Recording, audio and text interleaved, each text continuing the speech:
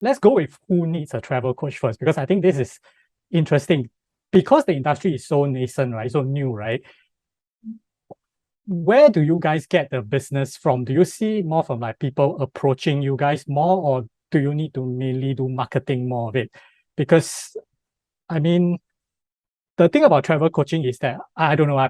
One thing is that because I'm an experienced traveler, I always feel like it's experienced traveler when they hear about travel coach, the first impression will be probably like, what the shit, right? Why would I need a coach to travel, right? I mean, like travel is just buying a ticket, flying out somewhere, right? But travel planners have the kind of the same issue. But travel planners have a selling point that I basically solve your time hassle or whatever, right? I have you plan, I have you book, so you can just, it's for the busy people maybe. But when I hear what you mentioned about travel coaching, I kind of see the angle, and I do believe there's a need for it. But how do the common people find you guys, and how do they know that they need a travel coach? Yeah, I mean, not everyone is an avid traveler like you and I. Yeah. Travel planning, travel booking, travel itself, why we travel. We can get in tune with why we travel on a personal level. That all comes as second nature for people like you and I. That's not everyone. The majority of people in the world don't travel as often as we do, and don't always get to see the benefits of how travel can really truly impact you. But when it comes to who would hire a travel coach, and why is that it's a lot of times it's the people who don't take the leap to go, or they've been leaving travel on the back burner, or they are don't realize that travel could possibly help them through something that they're going through. For example, I had in an article this organization who is a membership for women widows, so women who have lost their husbands or spouses, and they reached out to me saying, I think your travel coaches would really benefit, empowering and educating and inspire our women to use travel to help cope and heal with their loss and grief. So we did a webinar on that. And so, of course, at first the women are like, are you planning our trips for us? Like, were you giving us like budget tips? Like, what are you doing? But then at the end, they realized, like, wow, like travel could really help me feel alive again. Travel can really help me feel like it's okay to be happy again.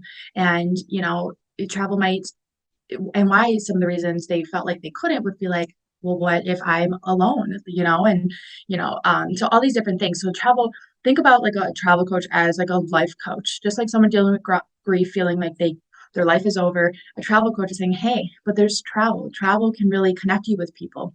It can open your eyes to different possibilities. It can give you a new spark in life. It'll give you a way to give back to others in other countries where it can build your purpose again. All these different specific things. But again, that individual has specific things that they are dealing with that the travel coach could help them use travel to help improve in their life.